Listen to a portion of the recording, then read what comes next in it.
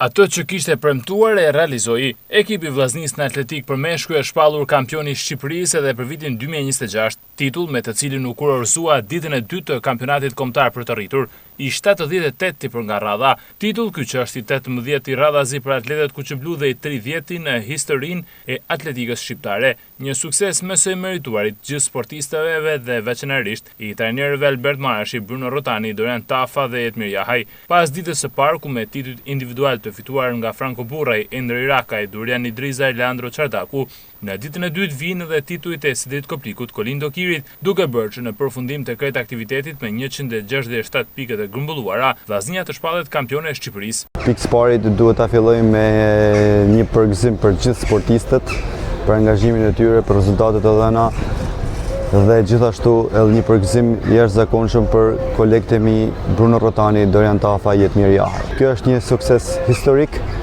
30 tituj në historinë e atletikës shkodrane, me shumë emra, me shumë vlera, si sportist dhe trajner, me shumë arritje kombëtare dhe ndërkombëtare. Për sa i përket titujve të arritur për meshkuj, flasim këtu, kjo është një rekord historik që mbaj nga Partizani me 29 tituj.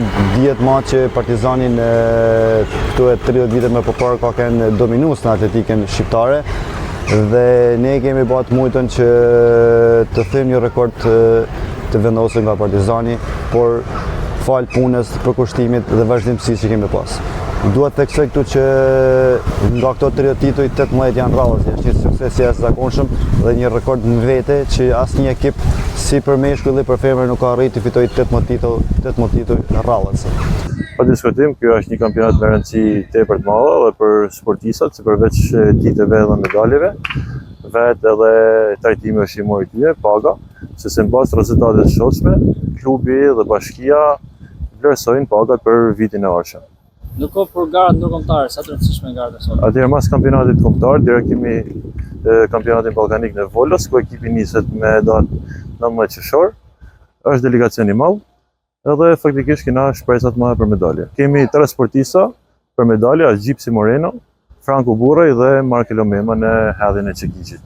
Edhe shpresoj shumë që sot tonë sportistat japin maksimumin, japin rekorde personale dhe uroj me zemër në rekord kombëtar. Pa diskutim është shumë mirë dhe shpresojmë shumë që dje faktikisht ka marrë fjalën nga Komiteti Olimpik dhe nga Ministria që atletika në shtator do jetë pjesë e ekipeve sportive edhe besoj ka me na pështu dhe do jetë një ndihmë shumë e madhe për gjithë sportin shqiptar.